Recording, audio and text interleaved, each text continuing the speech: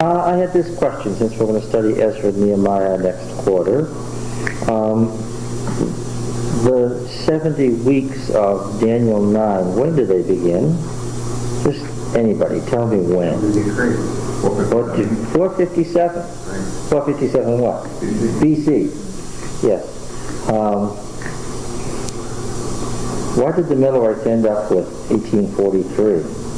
Well, because they forgot when you go from BC to AD, what happens?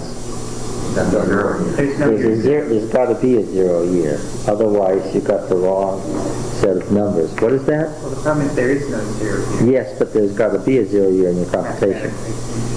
Well, couldn't there be 2 ones? Because you count backwards down to 1, and then you start from 1 and go up. But that's exactly how we count it, which is exactly the problem. Oh, okay. They should have made a year 0. In 2 BC, if you made a contract with me under our system for 4 years, when would it expire? 6. You're close. You're off. Oh, you said BC? Yes. Then I would say 2 AD, 4 years later.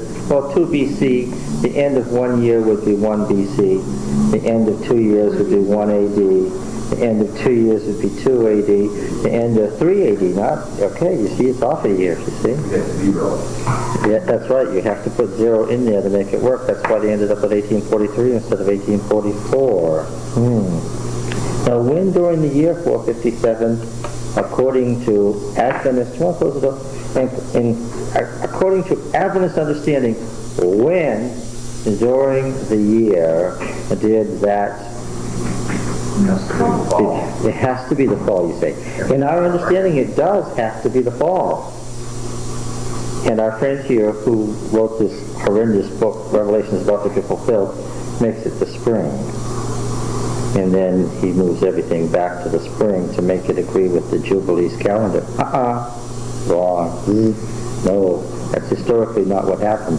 He would have been saved had he read a book entitled The Chronology of Ezra 7. I think you should all look for in the library. Published by the Review and Herald. It's authors Siegfried Horn and Leonard Wood. The Chronology of Ezra 7. Antedating and postdating regular years. What's an accession year? Otherwise, if you don't know that, you don't know why you have to start in the fall. It does have to be. Not because that's the only way you can make the Adventist system work out, but because that's what happened historically. Otherwise, he's got the Messiah cut off in the 4th of 7 years. That's not what it says. We literally at the half point of the week. I know because I just read it again to make sure I wasn't making it up in the Hebrew. It's at the half point of the week.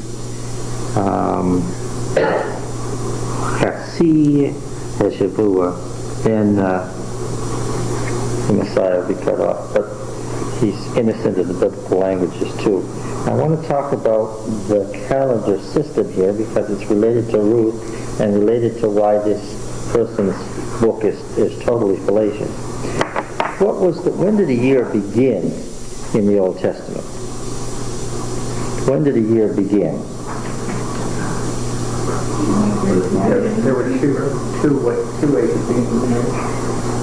Well, yes, I asked Don to read this morning the description of the baptism of Jesus by John the Baptist in the Gospel of John, knowing very well, and even Brother Winslow was suckered into this after all these years. What did you say? Knowing very well that what? I never listened. I asked him to read the description of the baptism of Jesus by John the Baptist in the Gospel of John.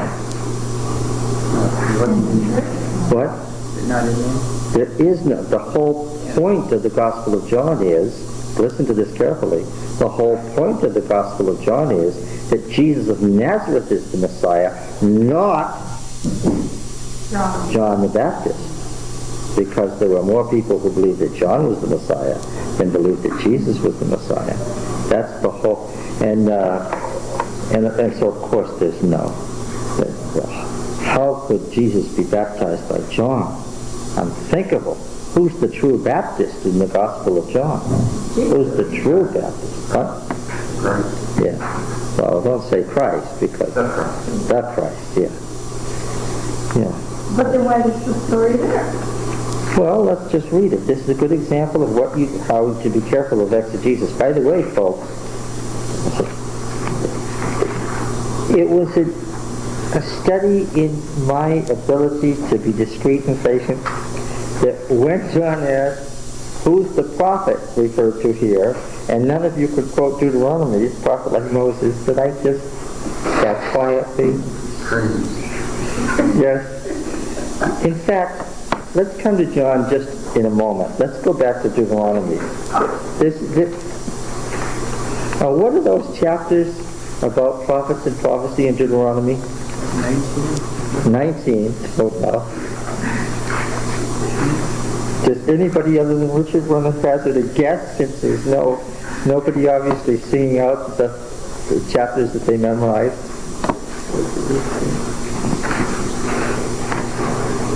Well, chapter 13 is the one about if a prophet arises among you, or a dreamer of dreams, and tells you a sign or a wonder, and the sign or wonder which he tells you comes to pass, and if he says, let us go after other gods which you have not known, and let us serve them, you shall not listen to the words of that prophet or that dreamer of dreams. For Yahweh your God is testing you to know whether you love Yahweh your God with all your heart, with all your soul. You shall walk after Yahweh your God and fear him and keep his commandments and obey his voice. And you shall serve him and cleave to him. But that prophet or that dreamer of dreams shall be put to death, because he has taught rebellion against Yahweh your God. No, that's not it. So it must be the other one, which is Deuteronomy 18. I knew you all knew that, and were just too humble to say it. Deuteronomy 18 and verse 15. The question was, are you that prophet? And the answer is, Yahweh your God will raise up for you a prophet like me from among you, from your brethren. Him you shall heed, just as you desired of Yahweh your God at Horeb on the day of the assembly, when you said, let me not hear again the voice of Yahweh my God, or see this great fire any more, lest I die. And Yahweh said to me, they have rightly said all that they have spoken. I will raise up for them a prophet like you from among their brethren. I will put my words in his mouth, and he shall speak to them all that I command him, the new law. The prophet who's coming to give a new law, as Moses gave a law. Okay? And so, Gospel of John, looking over there.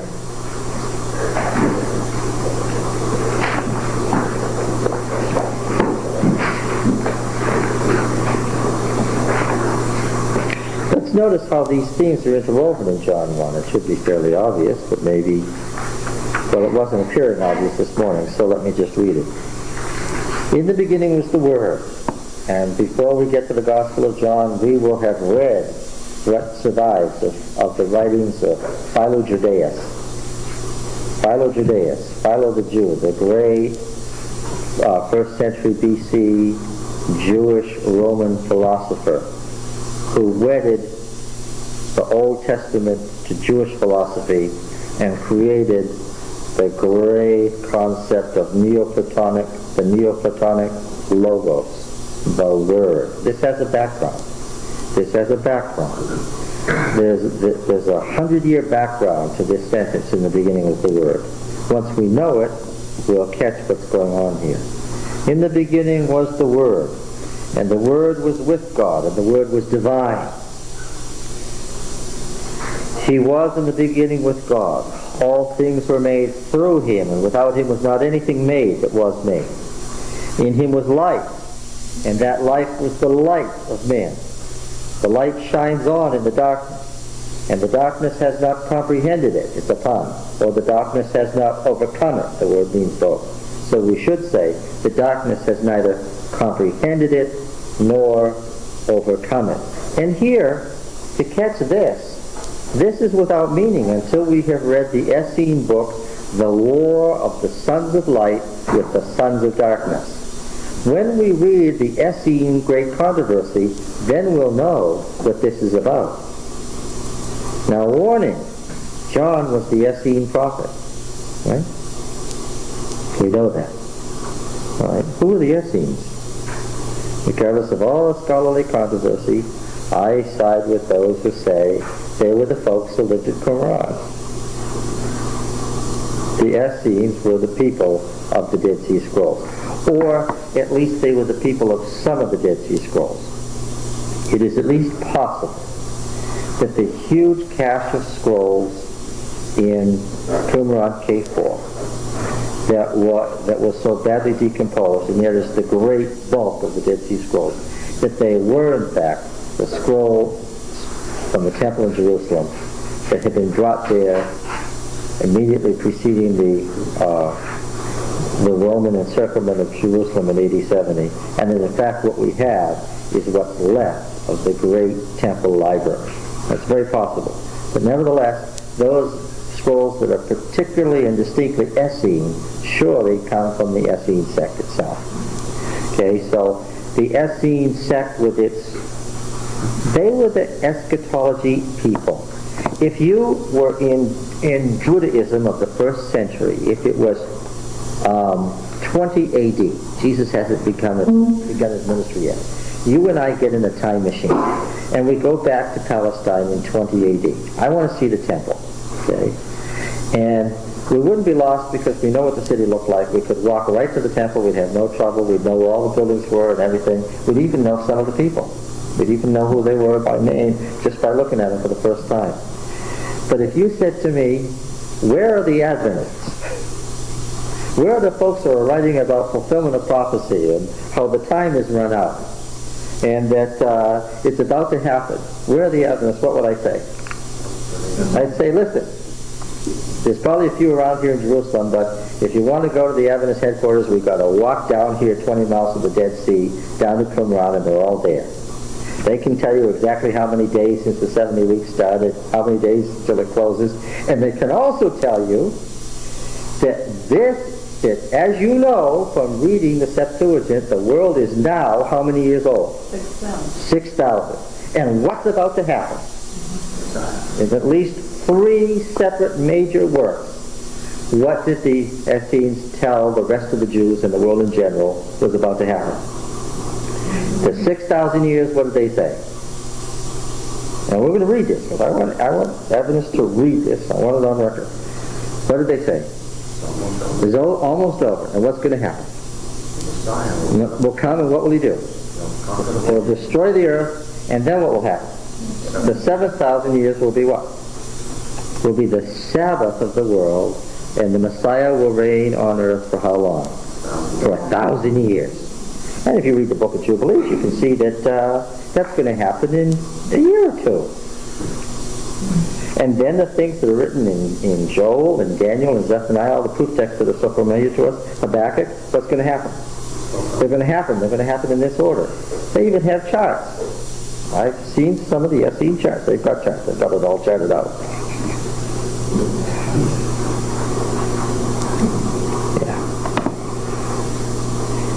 The first time that somebody said the world was about 6,000 years old and it's about to end was about 200 BC. That's the first record we have in the Maccabean War, just before the Maccabean War. The world is 6,000, because the Greek, remember I put the 3 textual families on the board last week? The Palestinian text, and the Egyptian text, and what was the other one? The Babylonian text. And which text of the Old Testament are we reading? The Babylonian text. But according to the Egyptian text, the numbers in the genealogies, in Numbers, did you read that book? The numbers in Judges 5 and 11 said the world was how old in the 1st century BC? 6,000 years old. That's what it said. Yeah. In 30 seconds or less, how did they come up with the 6,000? Well, they just read They added up the patriarchs' numbers as given in Judges 5 and Well, 11. how come we end up with the same thing in the 2000 years? Oh, because the numbers are different between the Palestinian, the Egyptian, and the Babylonian text. Each of the three textual families has different numbers for those folks. A lot of them are 100 years older in like one than the other. 100 years older, yeah. John, what is the Jewish year 5,000 or something like that? Oh, that's from the Middle Ages. That's rabbinic speculation from the High Middle Ages to 15th, 16th century. It doesn't have a thing to do with anything. That's a good question. This Jewish New Year, how did they get this? That's just guesswork based on medieval thought. Yeah. So that's comparatively recent. That's long after the biblical period. And where did Ellen White get 6,000 years to sing? Where did it, this is a good question. In the 50,000 pages that Mrs. White wrote, and we discussed this at the time we discussed Ellen White, I'm going to mention it again. In the 50,000 pages that Ellen White wrote, she mentions some 18 times the phrase for 6,000 years. For 6,000 years, sin has long blighted this world. One of the 18 statements, which is from Spiritual Gifts, Volume 2, actually is about the age of the earth. None of the others are. Okay. That's the unfortunate one that says about 6,000 years. When she gets right down to it, she turns vague. Yeah. So if she's saying that the devil has nothing to do during the millennium, for 6,000 years he's bent all his mastermind, the deception of warring against God, and now he has nothing to do, is her point how old the earth is, or that the devil stuck to examining his work during the millennium? That's her point, and she could have just have said, for as long as sin has been around, or for the whole history of the Great Chronicles. And she frequently does. She has statements just like that, word for word, that use these other similar phrases, but because it doesn't say 6,000 years, you don't see it listed with these others. Okay? In Ellen White, 6,000 years is a synonym for as long as the Great Controversy has been around. Yes. And where did that figure come from for modern times? Okay, we know the Jews had 6,000 years in their day. But she says that Jesus was born at 4,000, doesn't she? Well, She does say that. yes, And you start at 4,000 years, that's right. That's exactly right. Now let me ask you again. So we're trying to get the answer to the question, which determines everything else. Where in modern times did we get the idea that the world is about 6,000 years old? From a Roman Catholic bishop in Ireland in the 17th century. You remember Archbishop James Ussher? Ussher's chronology? Now, what's wrong with the bishop's chronology? Well, be he ever so sincere, what did he not know back there in the 1600s? What did he not know? The nature of genealogy. Well, he didn't know anything about ancient genealogies. He didn't have a Syrian kingless A and a Syrian kingless B. He didn't know that you go down 7 generations, you skip the middle, and then you add the last 7 generations. And that if you've got a genealogy that's less than 14 generations long, then you insert a couple of the middle ones. He didn't know that. Okay. Do you think it might have mattered that we have parallel king lists that overlap, where when it got too long, for memory's sake, they just omitted the middle section and they moved them up, and this guy down here became what? The son of this guy up here. After all, the word son in these Semitic languages means what? Descendant. So it can be which descendant? The next one, or what? One that, yes. I was just reading today, the chronicler was telling me today, that Jehoshaphat walked in all the ways of David his father. Yes, he did, except that what? David was his father 3 centuries earlier. Okay. Well, the chronicler thought it was a close relationship. Yes. The chronicler liked all of David's children, some more than others. Yes. So So then what would be your best guess as to the duration of the earth? We're doing biblical exegesis here. We're trying to avoid nonsense, not compound it. No, I'm not going to. Yeah. Okay, now. Well, you told us that there were 3 different lists. Yes, each one with a different set of numbers. What are the numbers for the 3 sets? Well, I can write them out for you if you'd like me to. I can't do it right now from memory, but... Oh, man, I'm sorry for that. But, I'll try to redeem myself to righteous works by bringing you the numbers. There is speculation that's probably accurate as to why the Septuagint added numbers. There was tremendous interest in the history of the world in the 2nd century BC. Among the Greeks. And you'll remember that the great Greek city happened to be in Egypt in the 2nd century. This was a quirk. I thought the great Greek city was Athens or Sparta or one of those. Yes, in the 6th and 5th century. We're talking about the 2nd century BC now. The great Greek city was Alexandria, named for Alexander. Who named it for Alexander? Alexander did, of course. Yeah. Why did Alexander put the great Greek city in Egypt? He was no dummy. It had the best climate. Folks in the Mediterranean went down to Egypt to spend the winter there. It was their summer holiday place. That's why when you go look at these Egyptian monuments, they've got Greek graffiti all over them. Right? Titus and Euphemia were here, 123 BC. Well, they didn't write it that way, but that's the year they're referring to. Had a good time. Wish you were here. So what happened with the story of John's baptism and Jesus' baptism? We're getting there. I have my Bible open to John 1.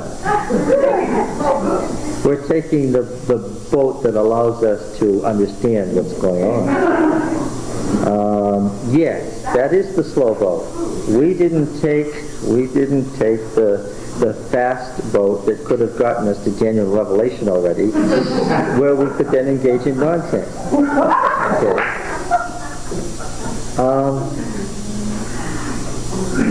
The Greek historians wanted to know all about the history of the world. Now, there was an Egyptian priest who tried to equate the history of Egypt with the history of the world as the Greek historians could ferret it out as best they could.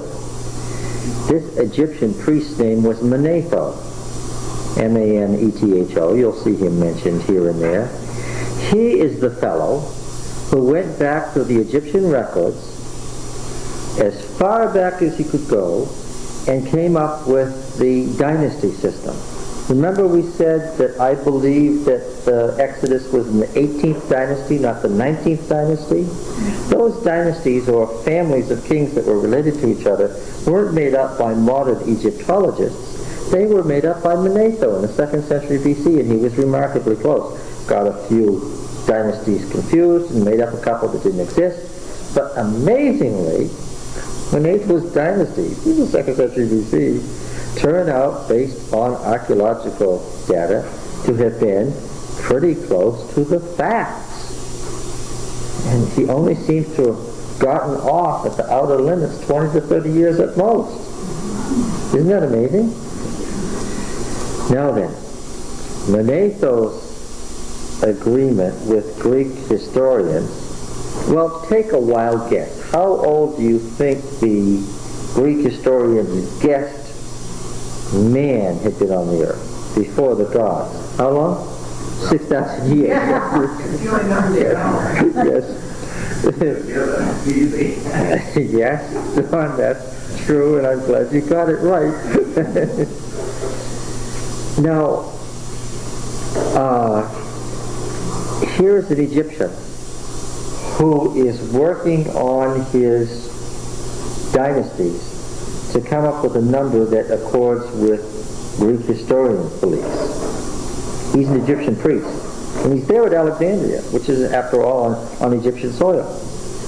And you remember that Greek religion had been mixed with Egyptian religion.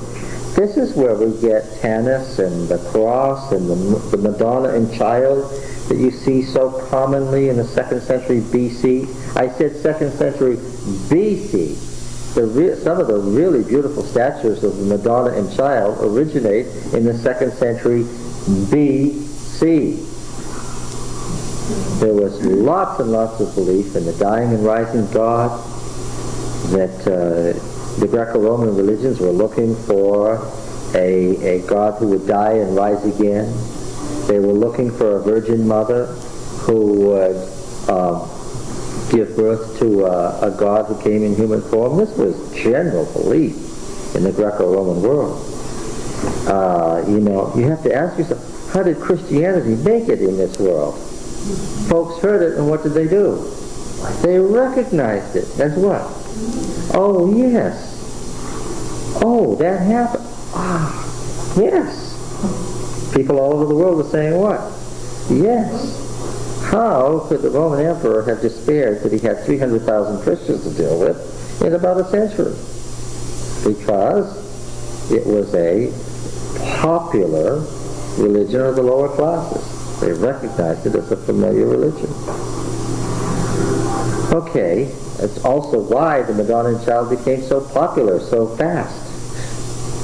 It was already around. It was part of the culture. And the whole symbol of the cross, and the shepherd of Hermas for centuries. Picture of the shepherd carrying the lamb. Those shepherd of Hermas statues, most of them come from the 1st, 2nd, and 3rd century BC. The good shepherd, some of them say in Greek, on the pedestal. The good shepherd. Jesus hasn't been born yet. Okay. All right. So there was general interest in equating the various lines of knowledge.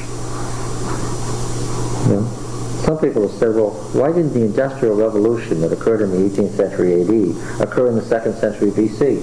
The general knowledge of things like geometry and electricity and so forth was about the same in the 18th century AD and the 2nd century BC. The only difference appears to have been that in the 2nd century BC, most people were slaves and weren't free to think.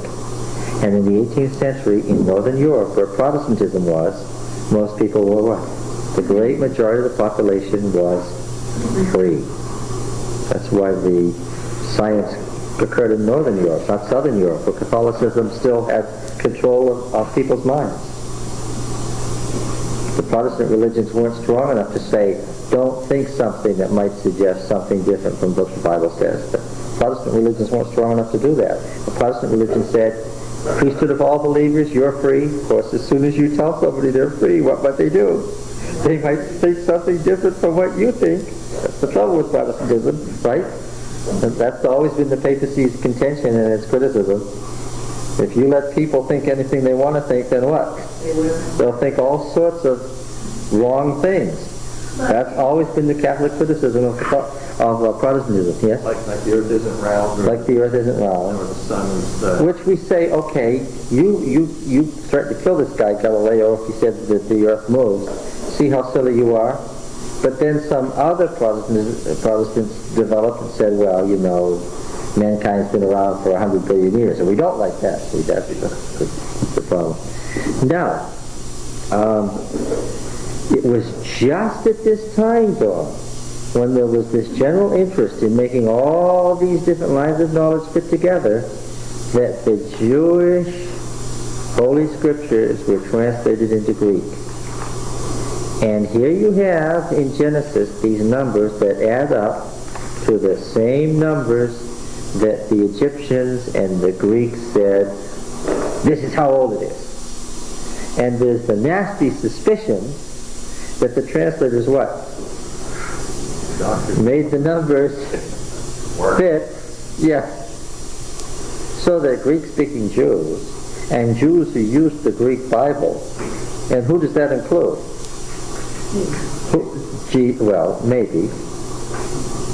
But who especially does it include? Well, no, I'm thinking of Paul, yes. The folks who wrote the Gospels. Apparently the person, absolutely, who wrote the book of Hebrews. Absolutely, because of the way the thing is quoted, the person who wrote the book of Revelation. All the fellows who wrote the lesser epistles. What am I saying here? They were all a certain school. That the folks who wrote the New Testament, how many of them am I saying?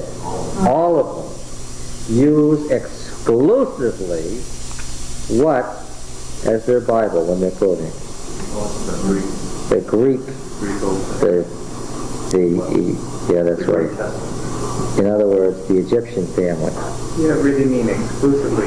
I do mean exclusively. There are no quotes. There are no quotes in the Masoretic text. Well, does that make it, that's the New Testament we have? The New Testament that we have quotes the Greek Old Testament in its Greek form. Of course, why? What was the language of their day? But what? Some of our interpretations and our translations they wouldn't have recognized. What did I tell you, Pete, about Matthew 1:23's quote of Isaiah 7:14? What does Matthew say it says? It says what? A virgin shall conceive. How did Matthew know it says that? Because it says Parthenos. It says a virgin. How do I know he knows that? Because he quotes it word for word and uses it as a proof text. How do you know that Jesus was the Messiah? He was the one born of a virgin. Why is that important? Because that's what the prophecy was. Oh, I see.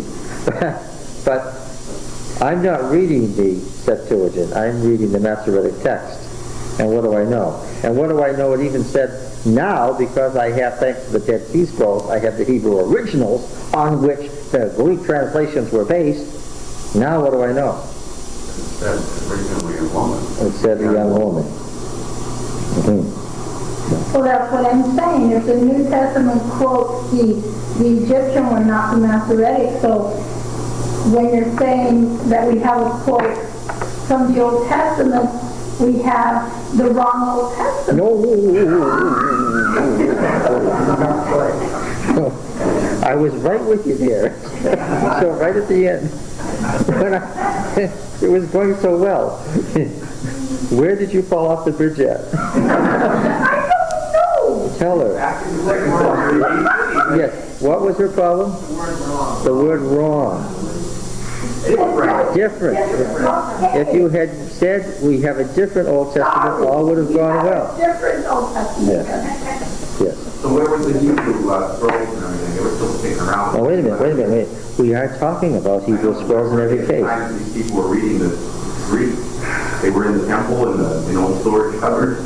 Yes, remember, who would have been reading the Hebrew in the 1st century A.D.? They were there, folks could read them. What sort of folks?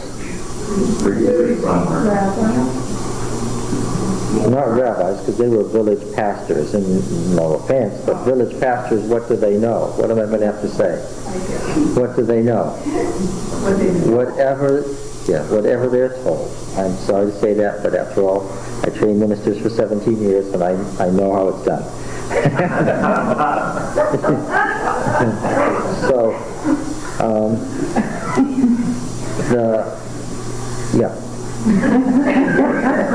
it was the scholars. Now, I'm sure that Paul knew what he was doing, and he made convenient use of the Bible because he could. In Paul's case, where he occasionally will quote a passage in Hebrew, sometimes he makes it up. It's no version at all. It's his statement of this is what it means. In the case of scholars, what? They could read it and they would have known, yes, we have different versions here. But the common people and the local priesthood certainly wasn't, and the local ministry certainly wasn't looking at these things. So the gospel writers were not looking at them. Oh, absolutely not. No, neither would their readers have. The Gospels weren't written by scholars for scholars. Far from it. What were they written for? They were written to communicate to the masses, absolutely. All right, by definition. So that's why they use the Septuagint text, because it's more well known? Oh yes, because this is the Roman world. And the Jewish scriptures were scattered around everywhere in the Roman world. And what language were they in? The Greek language, which was the international language of the day. That really formed the religious vocabulary in Greek that came from that Septuagint, didn't it? Yes, yes. Were Brother Don here, I would beat him up right now. He made some distinctions between grace and redemption this morning that were absolutely wrong. Totally wrong. Of course, the use of the words in the New Testament like grace, when we see charis being quoted, where does it come from? Well, it comes from the Septuagint. What's the great key word in Ruth, which we're studying right now, and I told you this last week, for covenant kindness or graciousness? Those acts of covenant duty that go way above and beyond the required minimums or norms. What is a person showing? What does a person do? What's the word for that? As Yahweh does for Israel. The person has chesed, right? Covenant loving kindness or grace. There's no word in Greek or in English that equates to chesed that covers all the meanings of that word. It's a huge word, okay? Freighted with theological implications. So the translators used a similar word but of narrower meaning and not as rich a word in Greek, charis. We get charismatic from that. And charis is the word that's translated grace in the New Testament. Why do the New Testament writers use this word so much? Because chesed is a word that's used hundreds and hundreds of times in the Old Testament. Therefore, when they read their Old Testament, what word did they see? They saw charis, grace. So it took on the meaning of the original word. Well, as much as it could within the narrower confines. It doesn't mean just grace. It means a lot more than that. But I mean, to the extent that they read it in all of those contexts, and we sort of deduce the meaning of the Hebrew word from all of those contexts. Then they could catch some of what the flavor of charis meant. Yeah, I suppose that's right. And so to say that there's not much grace in the Old Testament is, of course, what? An absurdity, because these New Testament theological concepts are drawn right out of the Greek Old Testament. Okay?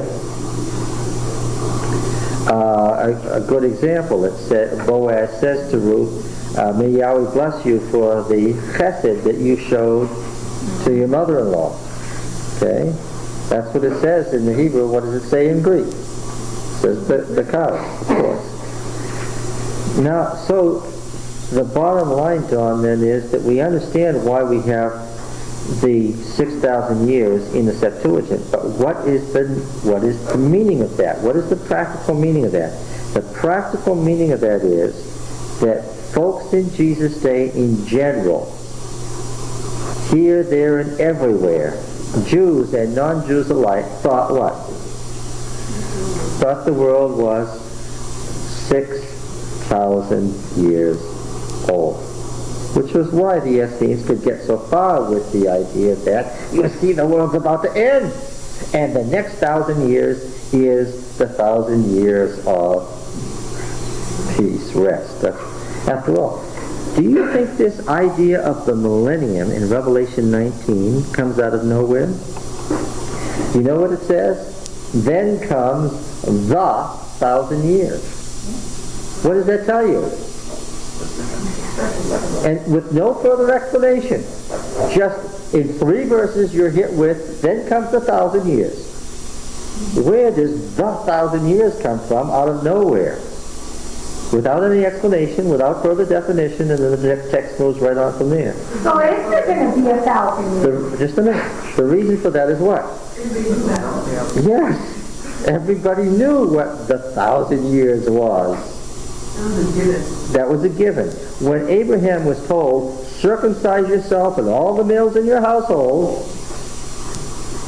Now the Egyptians, he was living in an Egyptian province, circumcised, and had been doing it for quite a while. Did Abraham say, do what? What is it you want me to do? No, he didn't.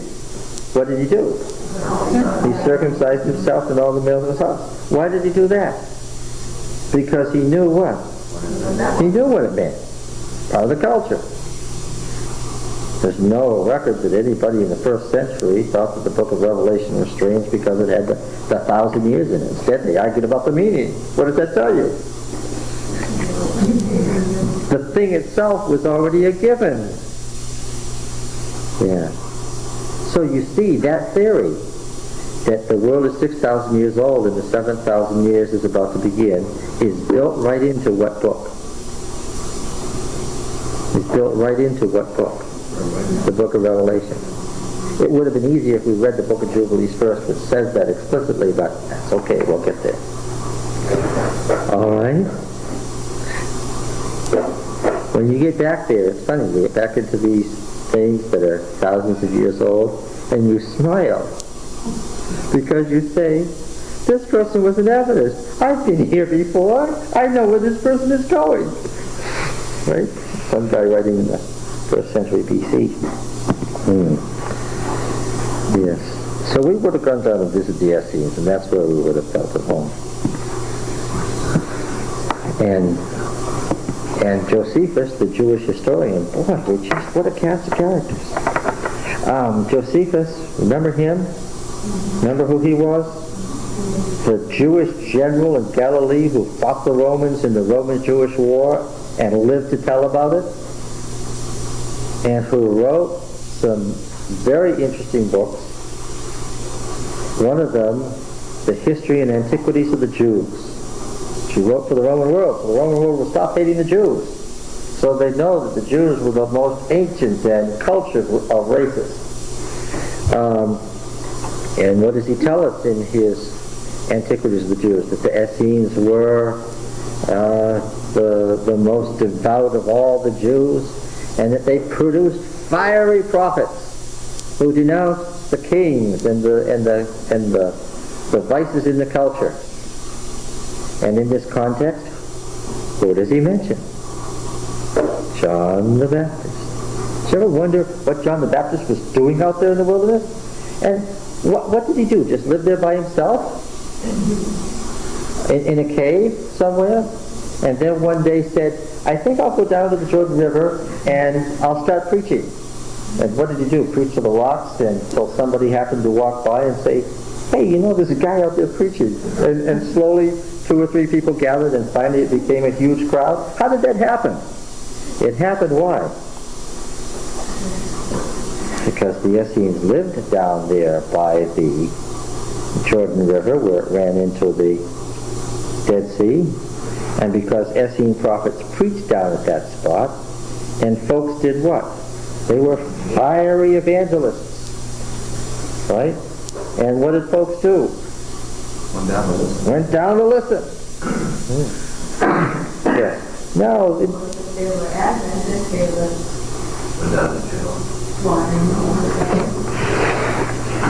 Well, yeah, there were the moderate Protestant types, and then there were the more conservative fundamentalist types, like the Pharisees, and then of course there were the liberal high church types like the Sadducees, who were offended by these fiery Adventist prophets predicting God's doom on them and on the world, right?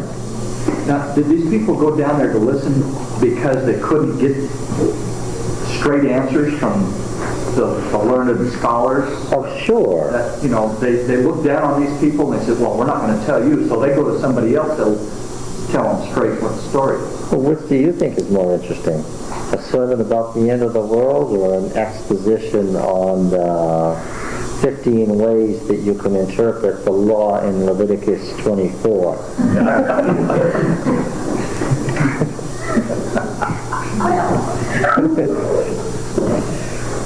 I know, I might go listen to the one about the law. But You mean today, it's like whether we go to revival or whether we come here.